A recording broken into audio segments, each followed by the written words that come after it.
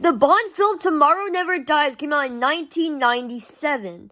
Now, this follows James Bond trying to stop basically a news corporation that is trying to take over the world in news and just create bad news for everybody. And that's the main plot of the film. James Bond has to stop it, and that's where we are. Yeah. I don't know. It's a sillier premise than a lot of the other Bond films, and that's really saying something, because this one is barely even a threat. Because, it's just, bad news. And I don't want to focus on the premise for very long, because it is just a silly, Bond film premise, and especially since it's a Pierce Brosnan era, you're going to get a lot of those sillier elements, because it's, in this stretch of Bond films, there are a lot of sillier things, and I like that, because I don't like my Bond films too serious. I just kind of like them kind of silly, because that's what they are, and yeah.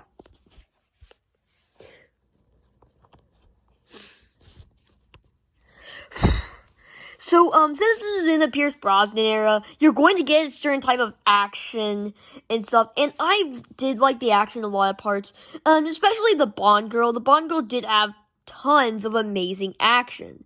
For example, she would use, her martial arts skills to beat up, some of the main villains, kind of like cronies or whatever, which I did think was really cool, and I liked that element of the film. I think this is probably one of the best, if not the best Bond girl we've gotten in a Bond film, just because of that aspect alone of her using her martial arts skills, being able to beat up the other villains, which I think is very cool.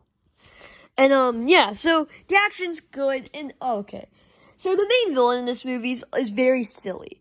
So, he obviously wants to take over the world in news. He wants to control the news.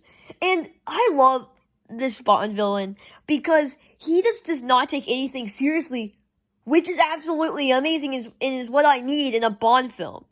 Because he literally is the best news is bad news. And then he raises his eyebrow like the most villainous, ironic thing ever. It's makes your brain explode from how brilliant the writing is.